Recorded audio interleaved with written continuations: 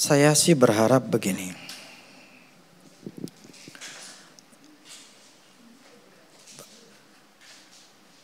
Sebuah pelayanan, sebuah gereja bisa nggak satu hari tutup?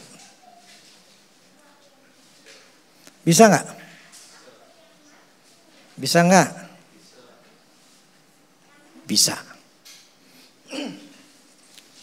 Ya, kemarin sebelum lama lah saya dengar ada sebuah gereja gara-gara pandemi. Dia ngontrak, akhirnya karena nggak bisa buka, akhirnya ditutup. Dan itu peralatannya saya nggak ngerti diapain, pokoknya tutup. Pendetanya pulang kampung, ya udah jualan makanan secara online.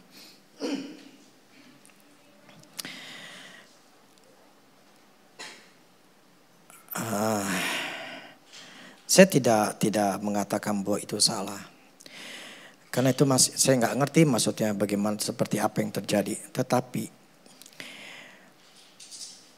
bagi saya begini, sebuah pelayanan, sebuah gereja itu bisa diawali dengan roh,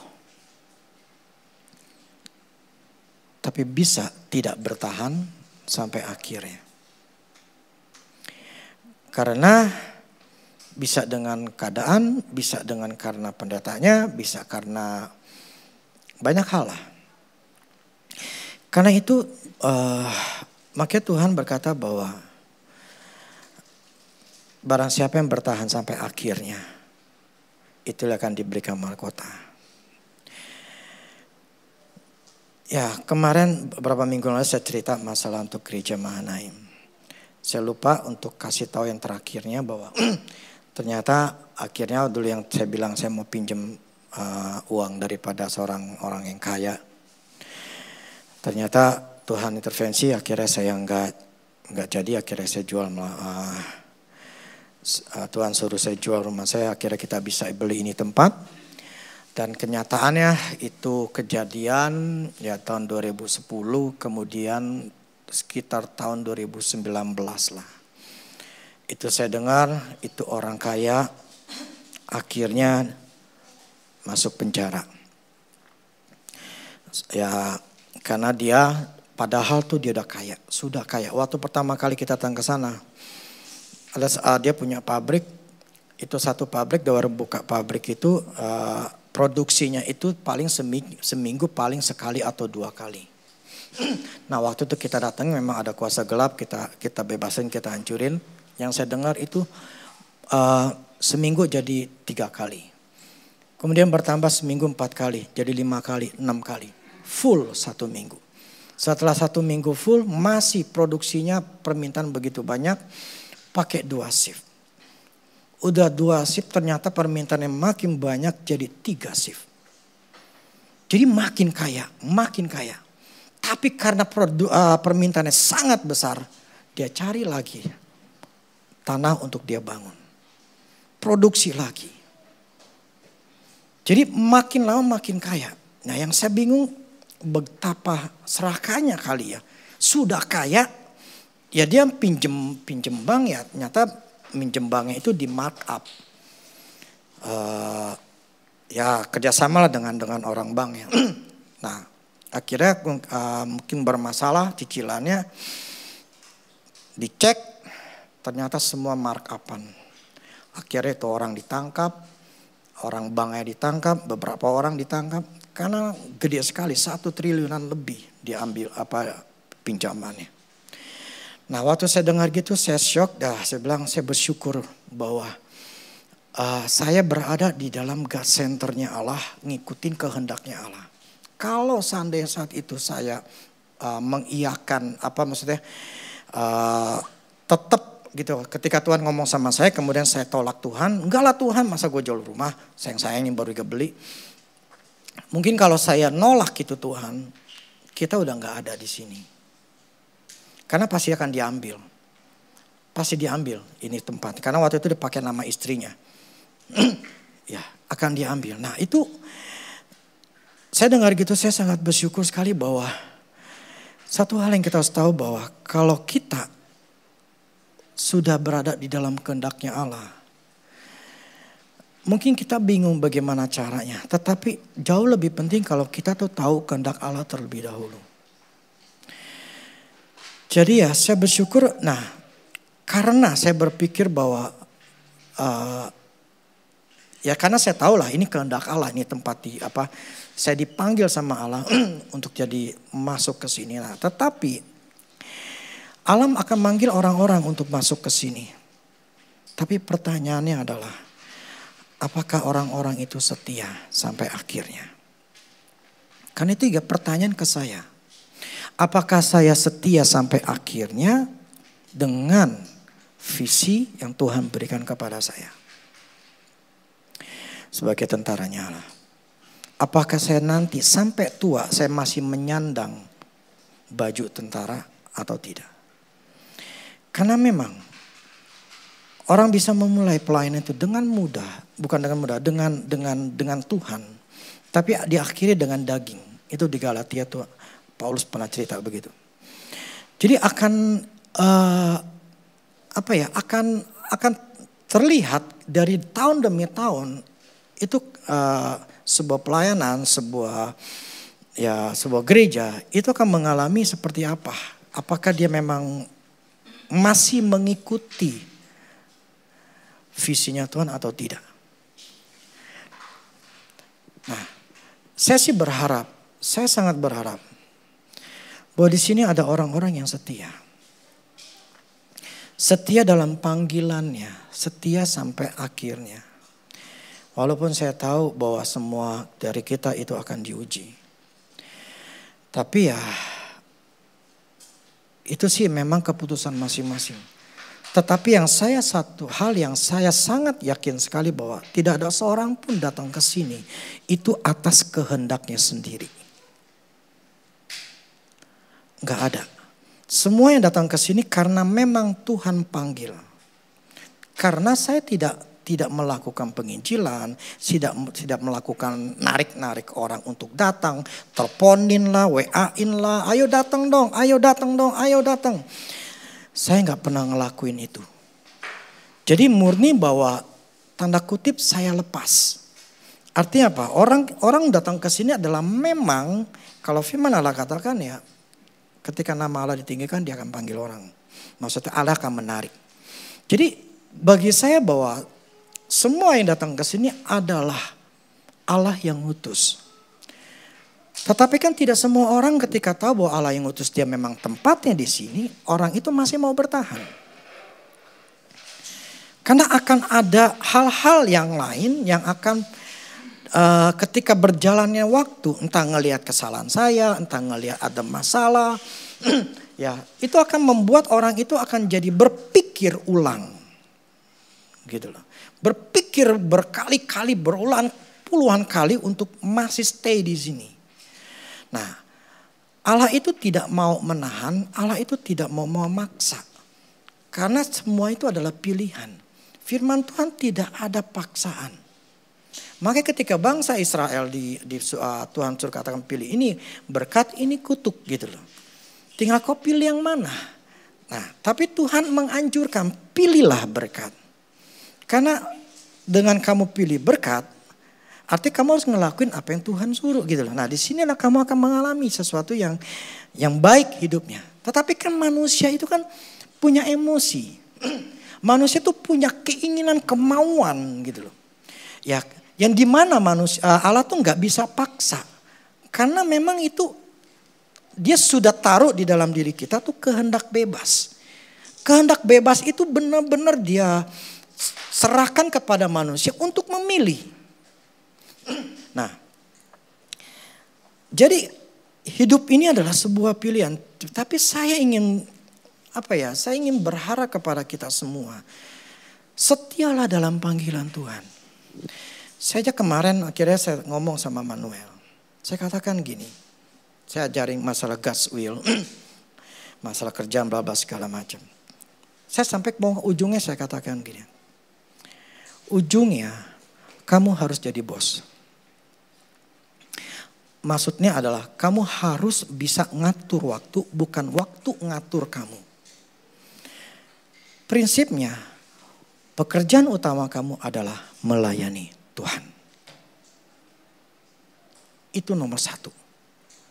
Saya udah ngomongin kadang, saya pokoknya nomor satu adalah melayani Tuhan. Bukan karena saya pendeta, anak saya harus ngelain. Bukan. Karena saya tahu dengan orang melayani Tuhan. Bukan otomatis, orang itu akan menjadi lebih sadar akan Tuhan. Kalian lebih suka anak kamu malam minggu keluyuran atau ke gereja? Kamu lebih suka mana? Suamimu melayani Tuhan atau di tempat lain lagi ngapa-ngapain, lagi sama teman-temannya kemana-mana? Suka mana? Lebih suka keluyuran atau lebih suka dia ada di gereja ngelayani Tuhan?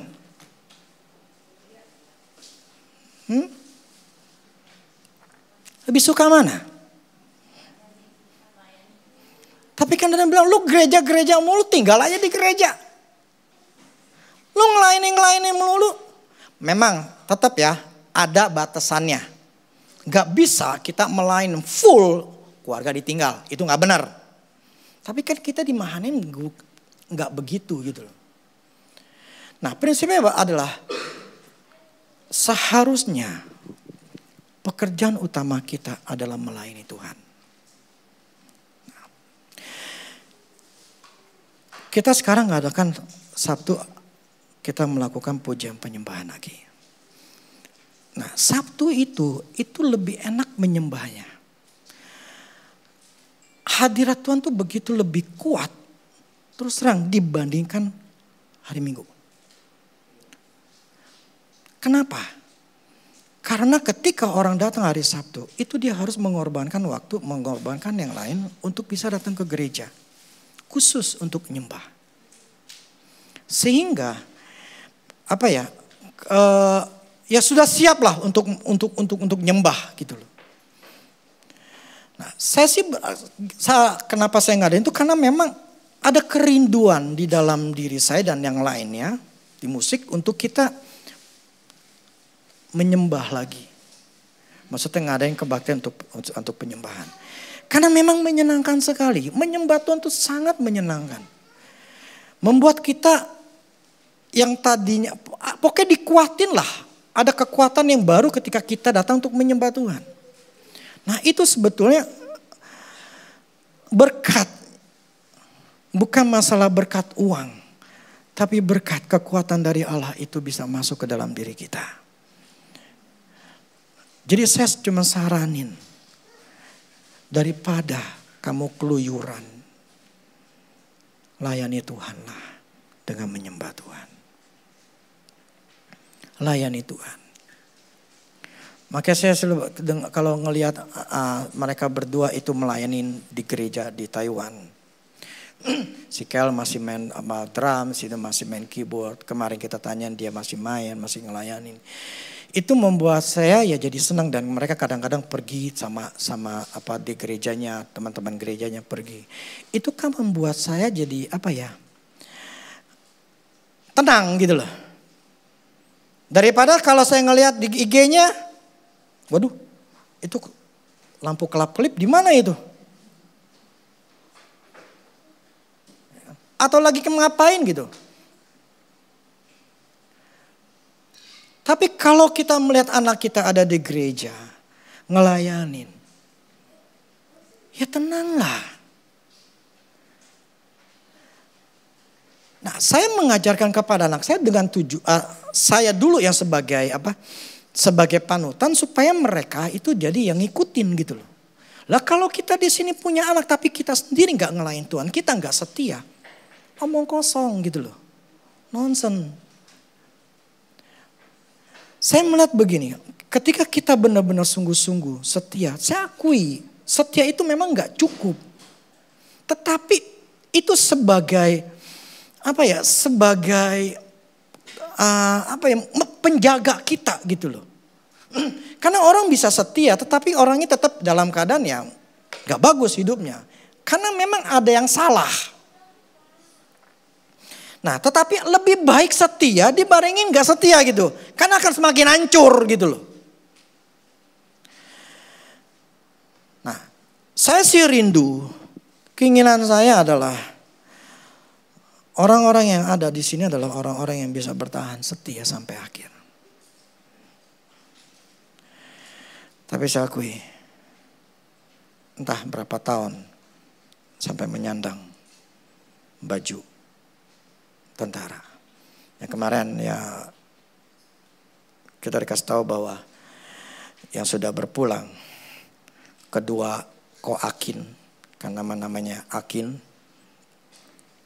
itu ketemu di surga di tempat khusus, tempat tentara Allah, dan mereka sudah bertahan sampai akhirnya tetap setia dan mereka bisa memakai itu baju tentara.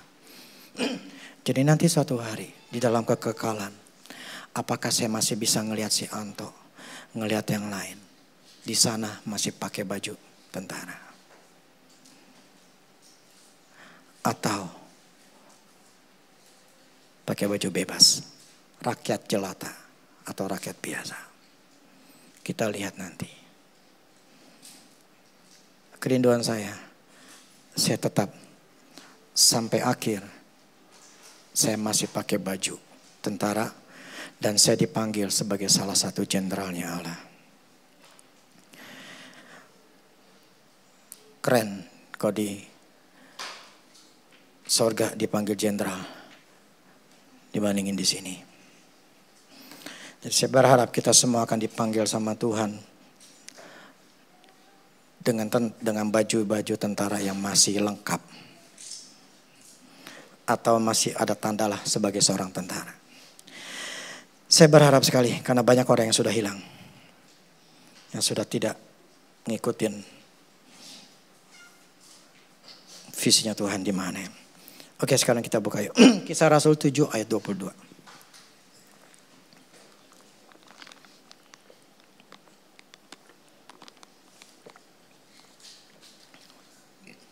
Kisah Rasul 7 ayat 22. Dan Musa dididik dalam segala hikmat orang Mesir. Ia berkuasa dalam perkataan dan perbuatannya. Oke, saya ingin nyambung masalah si Musa. Saya nggak tahu apakah kalian di grup saya katakan untuk dengerin lagi bagaimana mencari kehendak Tuhan, dan kedua untuk bagaimana supaya kita mengikuti kehendak Tuhan. Karena saya sendiri pun saya masih belajar dan saya membutuhkan namanya diulang-ulang. Karena begini, kalau kita sudah berada di dalam center of God, hidup kita akan bisa mengalami perubahan dan kita akan mengalami berkat Allah yang lebih besar. Tetapi kalau kita di luar kehendak Allah, kita akan berarti berada di dalam kehendak sendiri. Karena berada dalam kehendak sendiri, ya berarti menggunakan kekuatannya sendiri. Nah, kalau menggunakan kekuatannya sendiri ya capek, akan susah. Saya jadi ingat begini. Ketika tahun 2006 makanya dulu kan awal pertama kali bahwa sebetulnya cara kita tahu kehendak Allah adalah menyerahkan hidup kepada Tuhan. Mempersembahkan hidup sebagai persembahan yang tubuh kita sebagai persembahan yang hidup. Saya nggak tahu apakah di sini melakukan atau tidak melakukan. Tetapi itulah syarat utamanya. Kalau nggak ngelakuin ya sudah nggak bakal ketemu. Nggak akan tahu kehendak Allah. Karena memang caranya seperti itu. Karena untuk bisa mengikuti kehendak Tuhan itu sebuah effort, sebuah usaha yang memang saya harus lakukan dan saya akan berusaha untuk lakuin.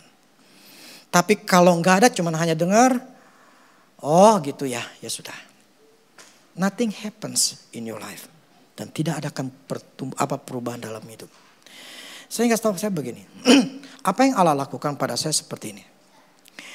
Tahun 2006 ketika saya menyerahkan hidup saya sama Tuhan, total sama Tuhan yang dulu saya udah pernah ceritain. Saat itulah akhirnya saya tidak pernah lagi susah dalam hidup saya. Artinya saya uang selalu akan ada dan selalu tercukupi kebutuhan saya sehari-hari saya. 2006 itu akhirnya pelayanan banyak sekali. Setiap hari saya pelayanan.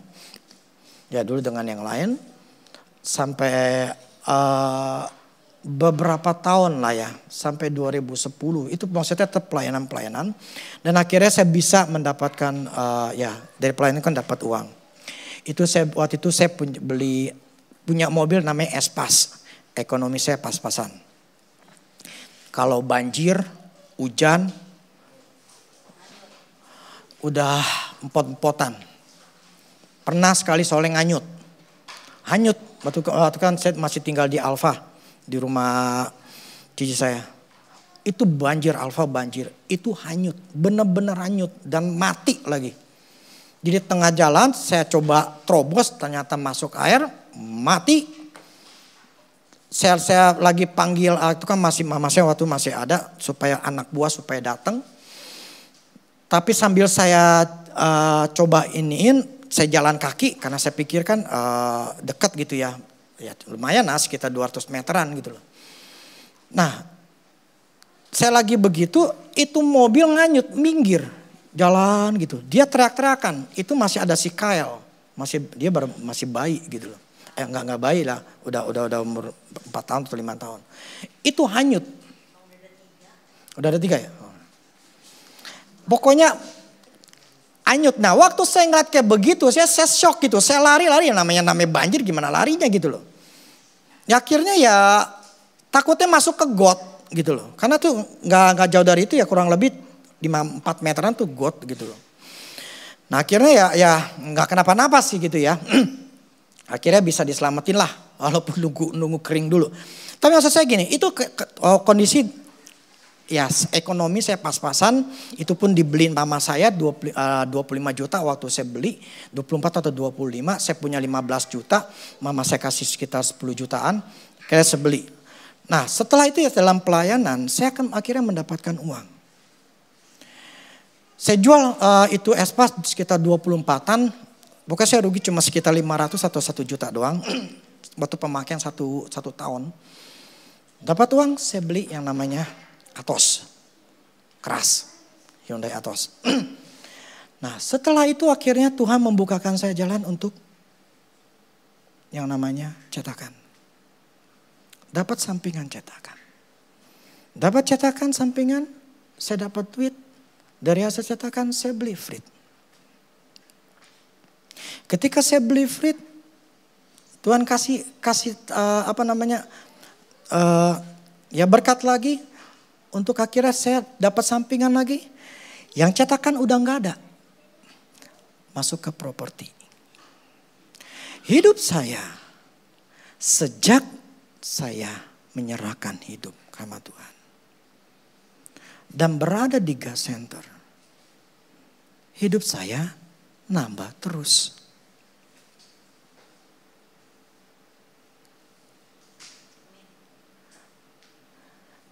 ...2006, 2010... ...saya main properti 2013... ...berapa tahun kamu di Mannheim?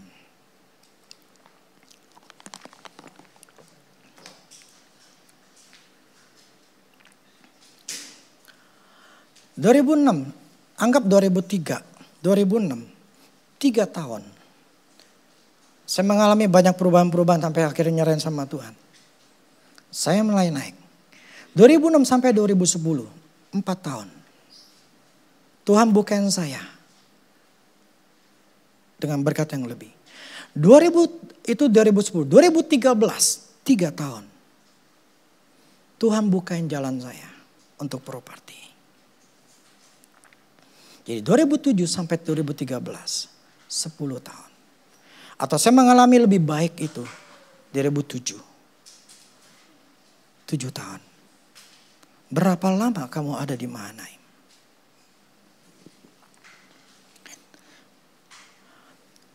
Yang saya maksud adalah, kalau kita berada di God centernya Allah, hidup kita tidak akan stuck.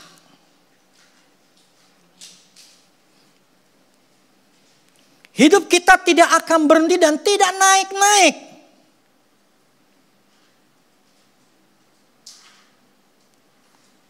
Pasti akan ada perubahan yang semakin baik dan semakin baik dan semakin baik. Kalau enggak semakin baik berarti ada yang salah. Maksud saya begini, saya mulai dari nol. Tidak ada yang kasih tahu saya. Saya tidak punya mentor. Semuanya saya harus bisa bertanya sama Tuhan.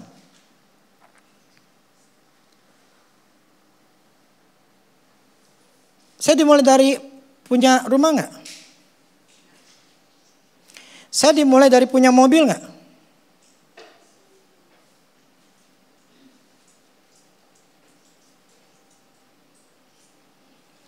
Sama enggak? Sama kalian? Ada juga kalian udah punya rumah? Sama enggak? Sama-sama nol enggak? Saya bukan orang yang sudah punya orang tua kayak saya udah kaya. Yang sudah punya mobil, yang sudah punya rumah, yang sudah atau saya udah punya kerjaan. Yang tinggal nebeng doang.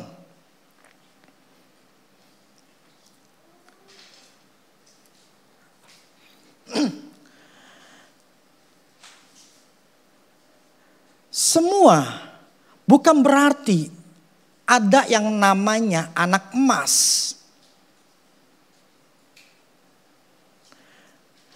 Yang hanya dibutuhkan adalah sadar enggak? Kita ini mau dibentuk apa enggak? Sadar gak memang salah? Sadar gak mesti berubah? Sadar gak mesti harus berusaha untuk berubah? Mengerti firman Tuhan supaya lebih tahu caranya. Kemudian berusaha untuk ngelakuin. Ketika saya suruh, carilah kehendak Allah, persembahkan tubuhmu sebagai persembahan yang hidup. Lakuin apa enggak?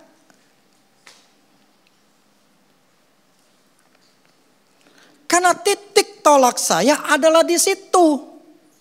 Tahun 2006 itu titik tolaknya saya. Start saya, Tuhan membukakan jalan. Karena detik itu saya nyerahin, Tuhan ambil hidup saya. Akhirnya saya dituntun, lo abis dari sini, di sini gue kasih lo lagi yang lain. Makanya dulu saya katakan, si Elia, Tuhan katakan di sana berkatmu aku akan sudah memerintahkan burung gagak untuk memberi makan engkau di sana. Bukan di tempat Tuhan lagi ngomong sama si Elia. Jadi Tuhan menuntun saya, no berkat tuh di sana. Karena saya berada di gas centernya Allah, dia tuntun saya untuk masuk ke tempat yang di sananya. Sehingga ketika Tuhan kasih bukaan saya yang lain, saya ngikutin, saya ngambil, saya diberkatin. Tuhan bilang lagi di sana, ini udah di close, sudah kering. Lu ke sana, saya ke sana, saya ngambil. Karena memang tempatnya di sana. Setelah itu Tuhan lagi sekarang ngomong lagi. Kamu di trading, saya lagi jalani, memang belum menghasilkan. Tetapi prinsipnya apa? Tuhan katakan di sananya itu. Bukan kita mengandalkan kekuatan sendiri. Si Musa di sini dikatakan dia tuh punya power. Dia berkuasa dalam perkataan dan perbuatan. Karena memang dia punya power. Karena dia adalah walaupun anak angkat tetapi dia punya kuasa di kerajaan. Karena dia punya kuasa makanya dia berpikir gua bunuh itu namanya orang Mesir itu. Yang mukul bangsanya, bangsa Israel. Dia pikir karena gue punya kemampuan, gue bisa bunuh. Ya sudah, nanti biar orang Israel tahu gue ini akan pembela mereka. Dia pakai kekuatannya sendiri.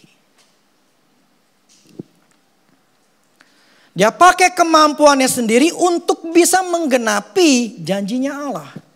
Dia memang sudah tahu bahwa dia dipanggil sama Allah untuk sebagai pembebas orang Israel. Dia ada di God centernya Allah. Ini lebih baik, lebih mending. Tapi tetap aja bermasalah.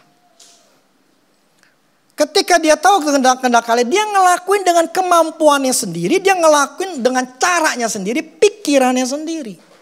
Dia bunuh. Yang dulu minggu lalu saya sudah ceritakan. Akhirnya yang rugi adalah bangsanya sendiri. 30 tahun perbudakan ditambahkan lagi. Seharusnya 400 tahun, jadinya 430 tahun baru keluar dari tanah Mesir. Gara-gara Musa mengikuti jalannya sendiri, maka yang rugi adalah bangsanya. Yang dulu saya katakan, kalau kita salah, terutama laki-laki, salah bukan berada di God centernya Allah. Yang bikin susah, kita akan bikin susah istri dan anak-anak. Seharusnya anak-anak itu bisa tercukupi. Dulu saya enggak di God center Allah. Apapun yang saya lakukan semuanya gagal dan rugi. Fotokopi, tutup, rugi. Terus saya coba ngelakuin yang namanya garment. Rugi. Mesti bayar utang. Ketiga, saya ngelakukan galon. Bikin itu, air minum. Dulu pakai yang orange. Rugi. Saya berapa juta itu saya harus bayar. Gagal. Terus saya main galon, air minum galon. Rugi, gagal. Apapun yang saya lakukan, gagal. Karena semua bukan kehendaknya Allah.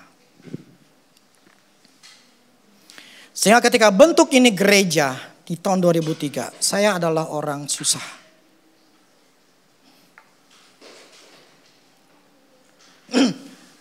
Buat bayar tahun 2004-nya, buat bayar kontrakan cuma 2 juta aja saya nggak mampu. Nggak punya duit buat bayar kontrakan ini. Ya mau gimana, mau bayar apa namanya, bisa ngasih duit, bisa saruan. Dulu kita saruan. Gimana bisa saruan? Lawang duit aja nggak punya, kerjaan aja nggak punya. Ya Tuhan mau kasih saluran dari mana? Mau kasih saluran yang dari mana? Oh lawang, dulu sih masih air minum. Ya salurannya air minum aja tuh. Gimana lah cara Tuhan memberkati kalau nggak punya saluran? Nangkap gak? Kita bisa teriak-teriak sama Tuhan, berkati-berkati. Ya pertanyaannya, salurannya itu loh, memang itu salurannya Tuhan atau bukan? Gini loh, semuanya harus punya otak ya. Saya maksud nih punya otak. Jangan berpikir punya rumah 1M. Kalau gajimu cuma 3 juta, 5 juta. Jangan berpikir punya rumah 500 juta. Duitnya aja 2 juta, 3 juta sebulan. Kalau kita pengen punya duit rumah 500 juta, minimal itu 10 sampai 15 juta. Kalau KPR ya. Itu baru bisa disetujui gitu loh. Ya kita harus beriman. Kalau saya nggak mau punya iman yang buta, iman yang maksa, nggak punya otak. Yang saya harus pikirin, ini yang saya diajarkan. Lu mau punya 500 juta, ya lu harus punya gaji 10-15 juta. Kalau lu punya cuman hanya 2 juta, 3 juta, berarti lu cari lagi supaya bisa sampai 10-15 juta. Kalau lu nggak dapat 10-15 juta, ya lu jangan kalau lu kerjaan lu cuma hanya dapat 2 juta, 3 juta, lu jangan mimpi. Pakai otak gitu loh. Artinya apa? Lu mesti cari bagaimana caranya lu punya lubang yang lain, kerjaan yang untuk bisa menghasilkan lebih. Bukan doa minta, tapi nggak mau usahain bagaimana cara untuk bisa mendapatkan uang yang lebih. Itulah orang Kristen, cuma hanya bisa doa doang. Tapi usahanya nol. Cuma minta, tapi nggak punya otak. Bagaimana berusaha? Nah, saya ingin katakan begini, ketika si Musa, ketika dia tahu ini udah tahu kehendak Allah, itu pun dia bisa salah. Kenapa? Karena dia ngandalin kemampuannya sendiri. Gua punya power, gue punya kuasa. Nah, problemnya kita orang Kristen, ya memang ada yang begini loh, maksudnya gini. Jangan berpikir bahwa segala sesuatunya karena kita sudah punya kemampuan. Entah karena dulu saya pernah kerja ya A gitu ya. Kalau sekarang B, ya gue punya pengalaman A. Ya B memang gampang gitu loh. Gue punya pengalaman yang dari A mah A yang susah ya gue bisa, apalagi yang B yang gampang gini loh. Gue pasti bisa. Jangan berpikir seperti itu. Itu namanya kita mengandalkan kemampuan kita karena kita merasa punya kemampuan. Punya skill, punya pengalaman. Itu namanya kita mengandalkan diri kita, kita menganggap gue bisa. Tanpa bertanya sama Tuhan. Kita ngelakuin itu. Seperti si Musa. Dia tidak bertanya sama Tuhan. Dia punya kemampuannya, dia ngelakuin itu. Akhirnya dia yang susah. 40 tahun dia mesti ke padang gurun. Padang gurun enak gak sih? Sejuk atau panas sih?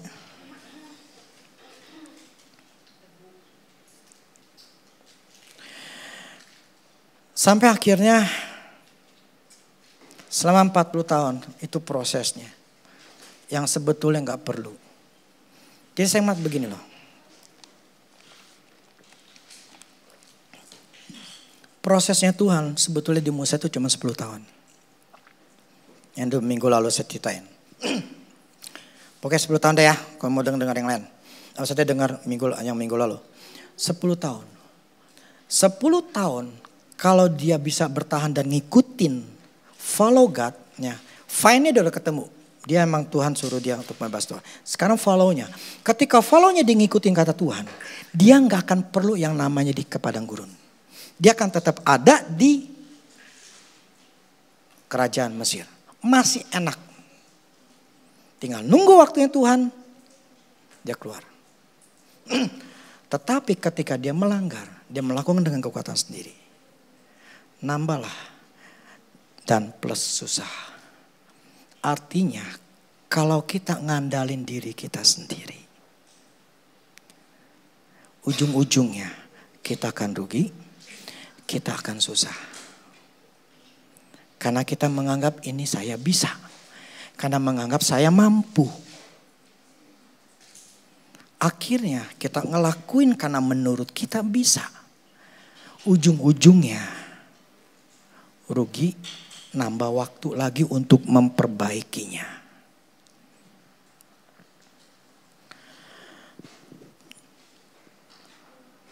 Itulah yang membuat Musa jadi susah sendiri. Jadi nyusahin bangsanya plus nyusahin dirinya sendiri. Jadi kelemahan dari Musa itulah karena dia merasa punya kemampuan jadi pede. Gua yakin gua bisa karena gua dulu pernah bisa lakuin, karena dulu gua bisa. Karena gua dulu berhasil, karena gua punya kekuatan, karena gini bla bla segala macam lah. Kita punya pengetahuan bla bla segala macam. Jadi kita akan melakukan mengambil keputusan tanpa bertanya sama Tuhan. Ujung-ujungnya masuk lubang. Susah lagi. Nah, ini masalahnya. Ketika kita sekalipun kita berada dalam kehendak Allah, tapi kalau kita tidak mencari Tuhan, tetap mencari Tuhan, meminta hikmatnya bagaimana caranya, how to follow, bagaimana mengikuti. Jadi gini, selalu akan ada namanya langkah demi langkah. Langkah satu, oke, sudah masuk, udah tahu kehendak Allah. Langkah keduanya nanti Tuhan akan tuntun lagi. Jangan ngomong, Tuhan saya pengen tahu dong kehendakmu. Udah langsung pengen center of God-nya. Lah, udah cari belum? Udah nyerahin tubuh belum? Tuhan yang mana kerjaan, yang mana kerjaan? Tunggu dulu, Tuhan bilang. Lu udah serahin belum keinginanmu, emosimu, segala macam udah serahin belum? Nah, kalau engkau masih pegang, berarti engkau masih melakukan dengan kekuatan sendiri. Ya sok silakan.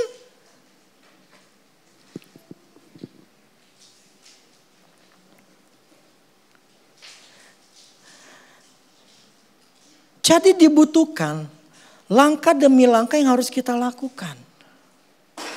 Kita tidak bisa sembarangan. Bahkan nuntut minta sama Tuhan, Tuhan langsung ketiganya nanti gimana ya, keempatnya gimana. Enggak bisa. Saya enggak mungkin istilah gini, bisa bermimpi atau punya untuk anak saya kuliah. Kalau saya enggak tahu bahwa saya punya kemampuan untuk bisa membayar kuliah. Atau saya melihat bahwa ada peningkatan dalam keuangan saya untuk bisa memberikan mereka membuat mereka ada biaya kuliah. Lah dulu aja saya mau sekolahin si Marvel nih. Saya mikir, saya pengen sekolahin waktu itu dia di sekolahan Jojo? Bukan, yang Holy Angel. Saya pengen kuliah di sekolah Holy Angel, tapi ketika saya datang ke sana berapa juta gitu ya. Terus ininya berapa juta, 12 juta atau berapa juta. Saya ngedengar gitu langsung jeper, saya mundur. Udahlah Marvel, sekolahnya yang murahan aja dah. Bukan murahan banget ya, maksudnya yang masih standar. Udah saya sekolah yang sana. Karena saya ngeliat kemampuan saya nggak bisa. Tapi ketika saya mulai ada peningkatan, ya udahlah. Saya ketika ini, udah saya sekolahin di yang sekarang gitu loh. Karena saya ngeliat ini ya saya punya kemampuan. Lah kalau saya nggak melihat bahwa saya ada kemampuan yang semakin meningkatnya, saya nggak bakal berani. Ya saya maksud gini loh. Semuanya selalu ada yang namanya setia dalam perkara kecil akan diberikan perkara yang besar. Saya nggak berani dulu sekolahin anak-anak saya yang levelnya, yang maksudnya yang internasional plus atau internasional. Saya nggak berani karena saya tahu kemampuan saya dan saya tidak mau punya iman yang sok-sok imanin gitu loh. Saya sih lebih suka gini, gue punya duit 100.000, gue beli makanan yang cukup 100.000. Gue mau beli barang yang 1 juta, oke. Tapi gue punya duit 1 juta, gue baru beli. Daripada gue mau beli 5 juta, gue gak punya kemampuan, duit cuma 1 juta. Udah gue ngutang aja deh. Ya udah, akhirnya saya punya utang. Saya gak mau model kayak begitu. Gue ada duit, gue beli. Gue punya kemampuan, gue beli. Kalau sekarang gue gak punya kemampuan, ya sudah, gue gak mau maksain diri. Kalau saya modelnya gitu, saya bukan tipe orang gengsi. Saya gak suka, saya ingat mama saya ngomong, lu jangan gengsi-gengsi. Kalau gengsi tongpes buat apa? Gengsi-gengsi ternyata cuma hanya gengsi. Baju bagus, kantong kempes, malu-maluin aja.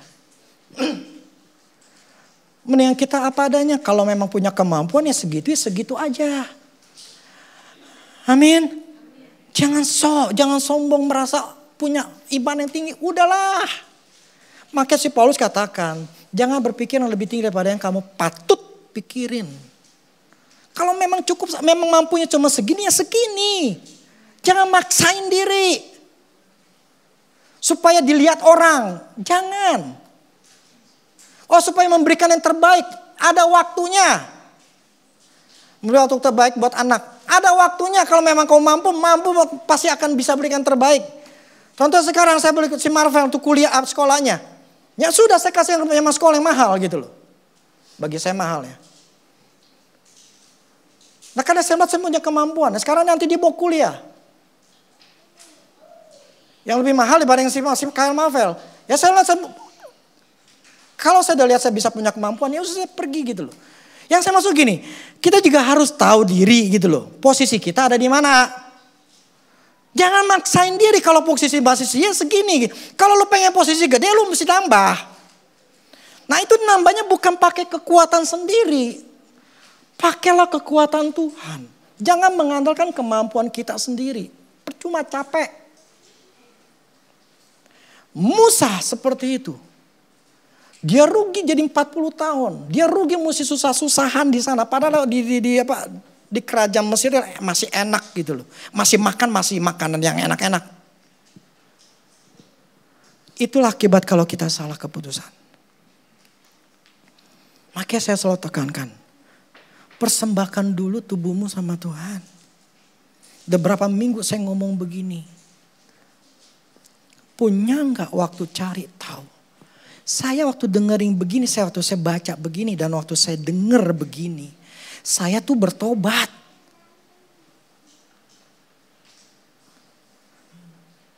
Ini khotbah bukan untuk kalian aja, nih buat saya sendiri. Saya waktu dengar ini saya bertobat, saya salah. Akhirnya saya nyerahin hidup lagi sama Tuhan. Saya nyerahin saya lagi. Kenapa? Saya ada sesuatu yang salah dalam diri saya. Akhirnya mau gak mau. Saya cari Tuhan lagi. Yang saya maksud, saya harus mempersembahkan hidup saya itu yang benar lagi sama Tuhan. Jadi saya bukan khotbah ini asal teori gitu loh. Dan ketika saya menyerahkan hidup saya lagi sama Tuhan, tahu nggak? Itu nggak gampang. Ketika kita langsung berlutut, Tuhan saya serahkan hidupmu sama Tuhan. Ya Tuhan aku berikan. Nothing happens. Nggak ada sesuatu. Selalu biasa aja. Tahun 2006. Ketika saya nyerahin tubuh saya sama Tuhan, nyerahkan hidup saya. Itu di hati saya bergejolak begitu luar biasanya. Ada pertentangan di dalam diri saya. Nentang habis. Nggak mudah nyerahin hidup. Nah kemarin saya nyerahin hidup saya lagi. Nggak mudah. Itu di hati saya, itu seperti ada roh pemberontak. Itu yang nolak. Itu saya tahu banget. Kayak orang, masa gue ngasih lagi? Masa begini? Itu, wah. Saya bukan mendramatisir. Tapi memang itu saya alami. Yang saya maksud gini. Ketika kita mau nyerahin hidup kita sama Tuhan. Itu ada sesuatu di dalam diri kita yang keinginan kita, kemauan kita. Hal-hal yang menganggap diri mampu. Semuanya itu kayak orang tuh harus diserahin. Dan waktu kita mau nyerahin itu bukan hal yang mudah gitu. Karena ini memang, maksudnya gini, ini gue minum ini air karena gue haus gitu loh.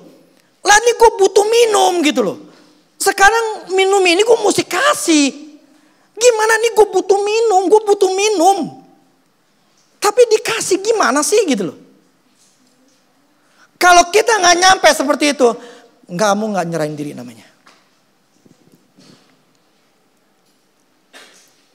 Itu bukan menyerahkan diri.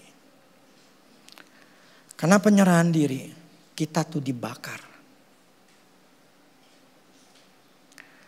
Seperti korban. Waktu dibakar, ini hidup kita. Maka dia bilang kan persembahan yang hidup. Berarti masih hidup nih, kita masih hidup. Itu dibakar. Daging kita kan ngerasa lah dibakar. Sakitnya, panasnya.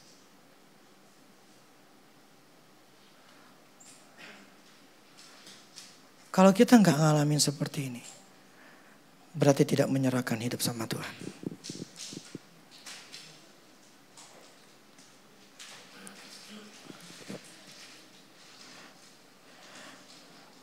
Saya sih rindu. Nah, kadang saya bingung. gue yang blow on gak bisa ngajarin orang,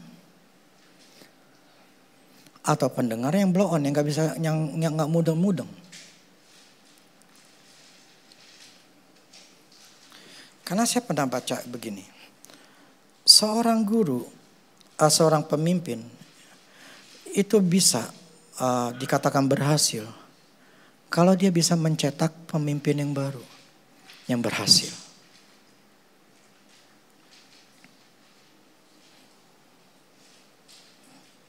Siapa yang gue cetaknya dari nol yang bisa berhasil? Tidak ada.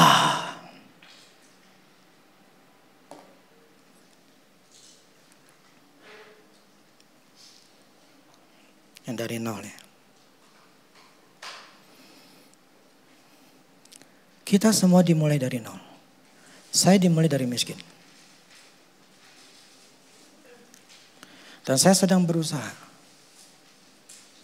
Saya sedang berusaha untuk memperbaiki diri saya, memperbaiki hidup saya. Saya melakukan kesalahan. Tapi saya memperbaiki kesalahan itu. Saya cari Tuhan. Saya tuh cinta Tuhan. Dari dulu. Dari dulu. Walaupun saya susah. Walaupun saya gagal. Walaupun saya miskin. Saya cinta Tuhan. Kita berdua tuh cinta Tuhan. Cinta Tuhan. Tapi itu gak cukup. Ada kesalahan-kesalahan yang harus dibereskan. Yang membuat saya harus bisa berubah. Kalau kesalahan itu gak dibereskan, tidak akan ada perubahan. Suami istri itu harus berubah. Gak bisa cuma suami doang tanpa istri. Gak bisa. Harus dua-duanya. Saya berubah karena istri saya dulu berubah. Saluran dia bagus. Dulu jelek. Tapi ketika dia sadar dan dia mau berubah, salurannya bagus. Laki-laki itu cuma gara-gara perempuan. Bagus gak bagus itu dari perempuan. Dari istri. Tapi istri itu bagus gak bagus juga dari laki-lakinya, suaminya.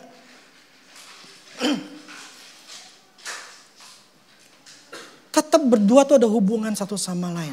Gak bisa dilepas. Makanya masing-masing tuh harus sadar. Gua salahnya di mana sebagai suami, istri salahnya di mana.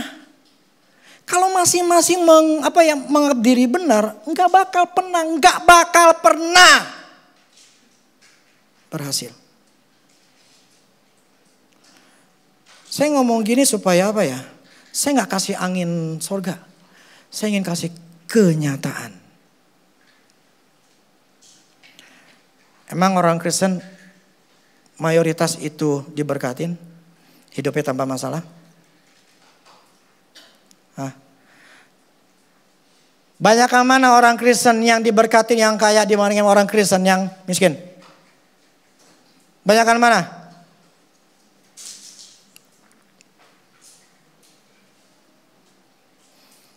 Apakah firman Tuhan salah? Firman Tuhan tidak pernah salah.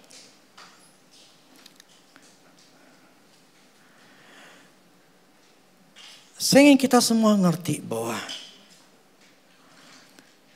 memberikan hidup sama Tuhan itu sebuah hal yang sangat penting. Find dulu God's will. Find dulu, cari dulu. Punyalah waktu, ambillah waktu, paksakan dirimu untuk punya waktu. Saya katakan paksakan, karena memang kita terlalu sibuk. Akhirnya ngelupain Tuhan. Karena harus pagi-pagi kerja, karena harus banyak hal lah. Akhir kita tidak mau tahu bagaimana cari kehendak Tuhan. Itu yang salahnya. Mengapa tadi saya ngomongin, saya katakan. Saya gagal. Tapi kemudian tahun 2006 saya mengalami perbedaan. Karena Tuhan ingetin saya. Lu lihat dulu, lu kayak apa. Karena lu bukan di gas center, makanya lu susah. Tapi ketika lu 2006 lu nyerahin sama Tuhan, barulah engkau berada di gas centernya Allah. Nah ketika di gas centernya Allah, gua kasih lu satu. Di sana lu ambil. Gak ada ketakutan, pokoknya ngelakuin. Terus kemudian dibukain lagi, lu kesana juga, lu ambil, lu bisa. Itu cara kerjanya Allah. Yang dulu saya katakan mau bayar uang sekolah aja 2 bulannya si Marvel aja dulu. Marvel, Kyle aja gue gak mampu 200.000. Itu juga sekolahan dicari sayang.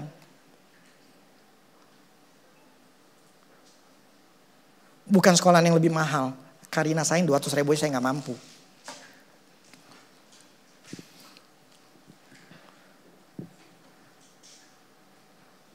Kenapa? Apakah Tuhan yang salah? Bukan. Saya cinta Tuhan, saya melayani Tuhan. Dari masih umur 17 saya udah melayani Tuhan. Karena saya berada di dalam kekuatannya sendiri. Saya ambil keputusan pakai kekuatan sendiri. Oh gue mau ini ya, karena gue dikasih ini enak nih. Saya ambil, itu kerjaan. Saya ambil itu, saya ambil itu. Semuanya gagal semua. Karena melihat kebutuhan. Makanya tahu ketika mulai bentuk gereja ini. Saya ingat sekali Tuhan katakan, kamu diam. Tuhan diam gimana? Diam. Tuhan tetap cukupi kebutuhan saya. Memang melalui mama saya. Tapi kalau buat masalah anak, buat makanan, terus buat vaksin, imunisasi, vaksin lagi. Buat imunisasi itu dari mereka 0, bahkan dari perut istri saya. Itu istilah gini, istilah kasarnya, gue nggak perlu makan lah, yang penting itu anak gue di perutnya bagus. Sampai ketika lahir pun, saya kasih semua. Soalnya gini, saya baca buku. 3 tahun pertama itu bayi, itu adalah masa teremasnya, itu otaknya terbentuk. Jadi selama 0 sampai 3 tahun itu saya cekokin, walaupun mahal saya beliin mereka makanan yang gizinya tinggi.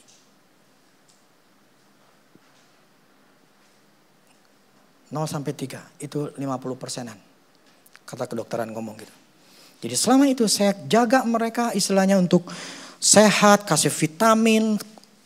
Saya nih jaga anak juga. Memang saya masuk tuh saya peduli anak juga gitu loh. Jadi kenapa? Saya nggak mau susah di hari tua. Atau saya susah karena pelajaran di anak. Hasilnya nih ya, saya bukan nyombongin ya. Walaupun itu bukan ininya saya. Maksudnya nanti saya akan jelasin. Hasilnya ini anak, mereka kuliah sekarang. Kyle kesandung 1 nilainya. Kesandung 1. Satunya itu B. Yang lain, ini sekarang dia udah 6 semester. Yang lain semuanya A. A semua. Cuman kesandung 1 B. Kalau istilahnya kasar tuh nanti tuh bisa namanya cum laude. Si Manuel, dia baru pas semester ya, 3 atau 4 semester. Semuanya A. Enggak ada yang B. Si Marvel, kemarin waktu saya dapat nilainya. 70%-an A. Yang B-nya cuma beberapa doang, 30%-an. Walaupun saya tahu, pendidikan bukan salah satu cara membuat orang itu berhasil. Bukan yang utama bahwa dia akan berhasil. Enggak. Ingat ya. Pendidikan bukan cuma satu doang akan membuat itu orang berhasil. Tetapi bisa salah satu cara. Bagi saya nggak peduli lu nilainya berapa. Yang saya pedulin karakter. Yang saya pedulin adalah melayani Tuhan, ikut Tuhan. Nilai saya nggak pernah maksa mereka. Lu mesti dapat A, lu mesti dapat 8, lu mesti dapat 9. Pernah nggak Marvel? Papi nuntut kamu? Nggak pernah. Tapi yang saya maksud begini. Ketika umur 0 sampai 3 tahun waktu masih kecil mereka saya cekokin dengan bagus-bagus. Supaya apa? Supaya saya enggak susah mikirin mereka, ngajarin anak-anak atau susah otaknya, enggak bisa ini, enggak bisa ini. Entar dapatnya nilai merah, nilainya jelek lah. Itu jadi bikin susah. Tapi dengan di awal waktu masih kecil saya berikan yang terbaik-terbaik. Jadi waktu mereka sekolah saya nggak punya masalah. Saya nggak punya masalah. Mereka nggak belajar nih. Saya nggak pikirin. Karena nilai mereka tetap bagus. Artinya apa? Ini bukan beban saya. Mendingan gue mikirin yang lain. Gue mikirin masalah duit dah. Udah pada mikirin anak, masalah sekolahan, bikin pusing, mesti dia ngelesin lah, mesti ngelesin ini, ngelesin itu. Gue gak pikirin, gue mikirin kerja. Itu maksud saya kenapa kita masih kecil tuh anak mesti dapat vitamin yang bagus. Supaya udah gedenya kita gak susah. Bener saya gak susah. Dari mereka, memang waktu masih kecil memang saya tetap ngajarin mereka. TK, SD saya ngajarin.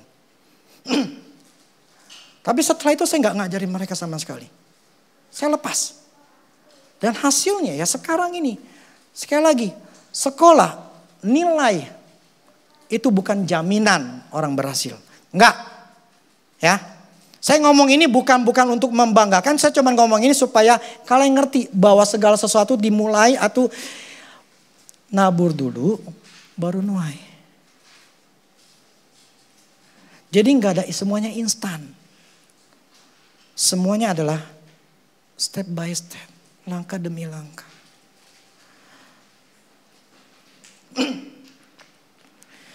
Jadi saya harap kita semua ngerti. Mengikut Tuhan, melayani Tuhan, atau mencari kehendak Tuhan, itu butuh pengertian. Butuh penyerahan diri sama Tuhan. Saya pernah salah. Dan saya melakukan yang salah. Tapi ya sudah. Mau dibilang apa? Udah terjadi mau dibilang apa? Jadi yang penting adalah bagaimana kita memperbaikinya. Amin. Itu jauh lebih penting. Yang sudah terjadi ya sudah.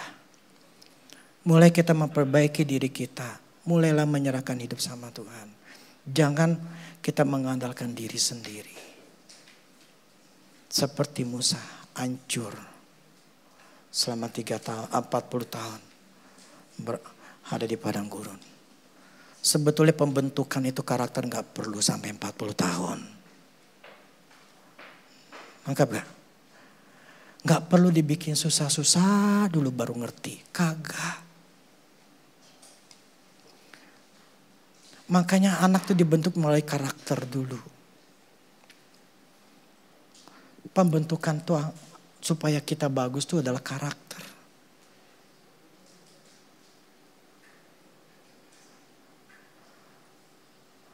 Supaya enggak, saya percaya begini loh. Saya punya anak.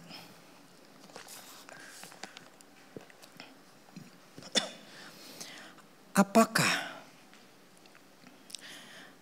contohnya untuk kemarin.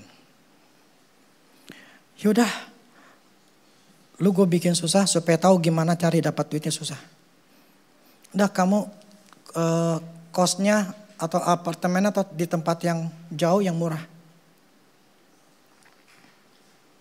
Supaya ngirit.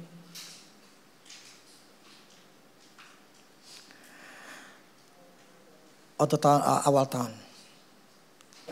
Saya ngomong gitu ke anak saya. Tapi Tuhan intervensi saya. Bukan gitu Rudy. Tuhan, kan buat ngajarin anak dong. Supaya mereka juga tahu diri. Supaya mereka tuh duit itu gak gampang. Ya kan buat ngajarin mereka juga untuk ngirit. Bukan itu. Nah lo, maksudnya gimana Tuhan? Ini bukan dialognya, ini saya dialognya dalam arti pemikiran-pemikiran yang muncul. Ketika kita mengajarkan anak, dengan satu sikap yang salah. Bahwa lu orang susah, itu anak akan jadi susah. Pikirannya susah. Kalau engkau mengajar anak bahwa itu anak, bahwa engkau adalah orang susah, bahwa engkau tidak mampu, bahwa engkau harus begini, pokoknya negatif. Engkau menciptakan anakmu, pola pikirmu adalah susah. Akibat pikirannya susah, hidupnya susah.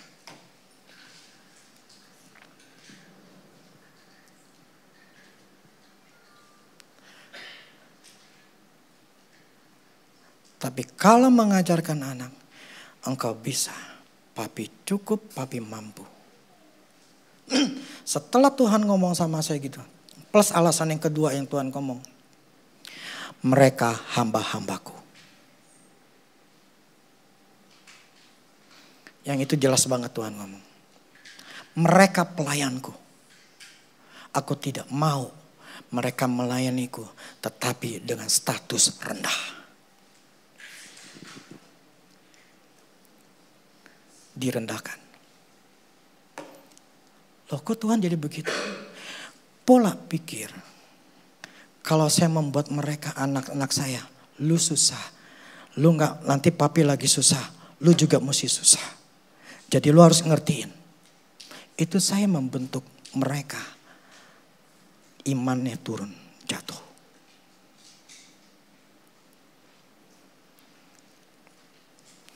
Akhirnya saya bilang, saya telepon mereka. Kyle, gak jadi. Tuh kok papi gimana sih kok gak jadi? Enggak, Tuhan bilang gak boleh. Pokoknya kamu tetap di situ. Papi bayar pokoknya. Itu kalau saya mau ngirit-ngirit ya. Perkiraan saya itu 6 bulan itu 100 juta. Saya bisa irit. Gede gak? Gede. Soalnya koko saya kemarin ya. Kuliah anaknya di Trisakti itu 12 juta. Itu ngutang. Sama bosnya. Kalau saya mikir gue ngirit 100 juta. Kelihatannya benar. Tapi saya ngebentuk mental yang salah. Saya ngebentuk mental yang salah, anak saya kebentuk mental yang salah. Seolah-olah gua jatuh, Tuhan gak tolong. Susah.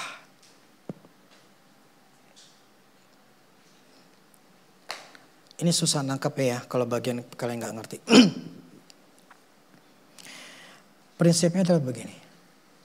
Saya gak tahu jadi ngomongnya begini ya. Padahal tadi saya pengen bicara masalah Musa ini ayat-ayatnya banyak banget ya. Tapi saya ngomong ya saya cuma ngalir aja deh ya. Yang saya maksud begini. Kalau pola pikir kita miskin, hidupmu miskin. Kalau pola pikirmu kurang, hidupmu selalu kurang.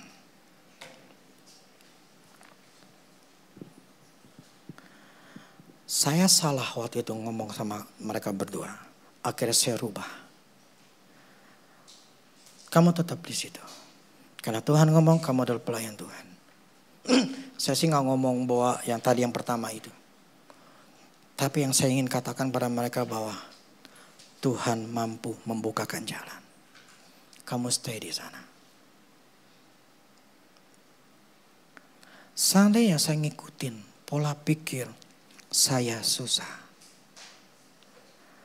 Saya kan gak ketemu jalanan.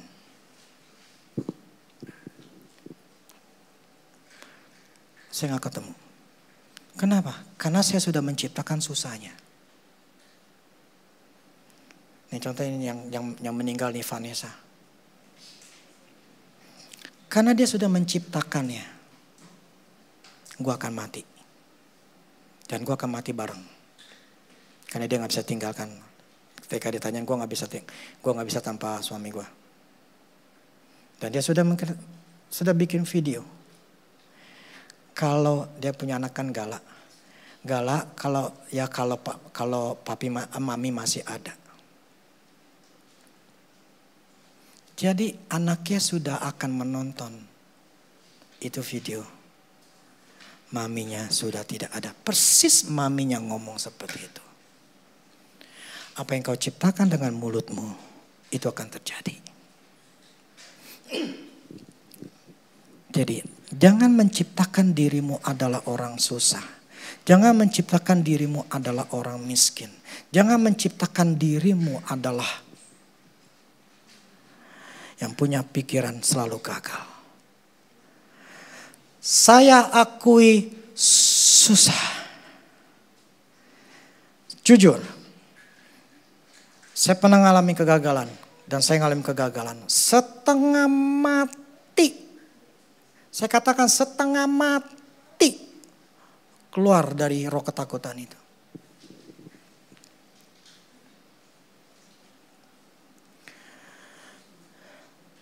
Tapi saya harus keluar. Karena saya gak mau tinggal di situ terus.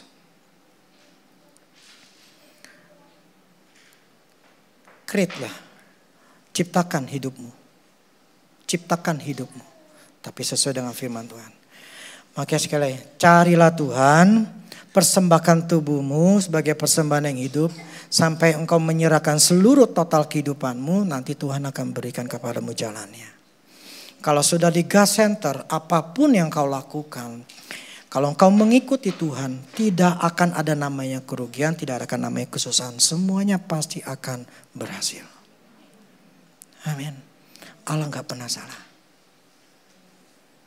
Kenapa saya ngomongin? Contohnya di saya. Karena Tuhan mengingatkan saya. Jadi lu sekarang salah karena lu gak ngikutin gua. Sekarang lu balik lagi. Saya balik lagi sama Tuhan. Supaya saya bisa follow.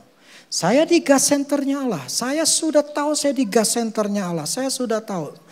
Gini loh, saya ngambil keputusan karena itu biasanya sama istri saya. Untuk yang sangat-sangat ini ya. Saya sama istri saya. Jadi saya minta dia ya tanya Tuhan juga lah. Maksudnya kita sama-sama. Ketika dia mengiyakan. Membuat saya yakin. Akhirnya saya bisa. Jadi ketika saya salah, saya akhirnya ngerti apa yang saya harus lakukan. Saya ngomong sama dia, akhirnya kita beresin. Di situ ya udah. Ini yang saya ajarkan ini. Ini yang saya ngomongin. Inilah firman-Nya. Jadi kita sama-sama belajar. Ya. Kita pernah melakukan kesalahan. Sudah terjadi. Mau dibilang apa? Tetapi biar kita mulai hari ini. Kita mulai pelajari berhari apa untuk kita bisa memperbaiki diri sendiri. Tahun depan kita akan lihat seperti apa. Saya rindu kalian semua adalah orang-orang. Paling tidak ada satu orang lah. Kalian yang mulai dari nol. Yang gak punya apa-apa. Bisa ngikuti jejak saya. Ngalami perubahan.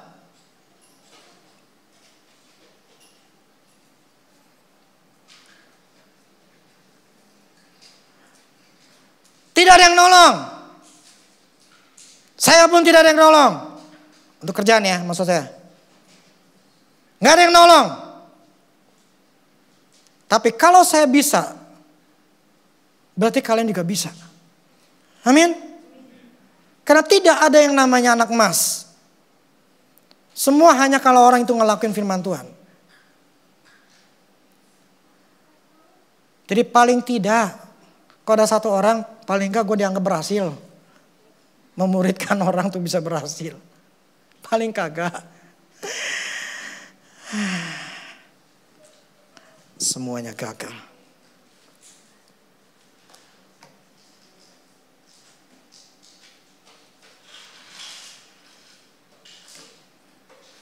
Yang saya maksud 5 kehidupan ya. Enggak cuma doang. Kamu setia, kamu melayani Tuhan. Hidupmu sama Tuhan. Itu yang pertama. Yang kedua, kamu adalah orang yang cinta keluarga. Keluargamu, suami, istri, semua anak-anak, semua dalam keadaan baik. Yang ketiga, kamu adalah orang yang sehat. Kamu bukan orang yang penuh dengan penyakitan. Penyakit inilah, penyakit darah tinggi lah, diabetes segala macam. Keempat, kamu punya pekerjaan yang udah jelas dan udah bagus. Kelima, uang kamu bagus.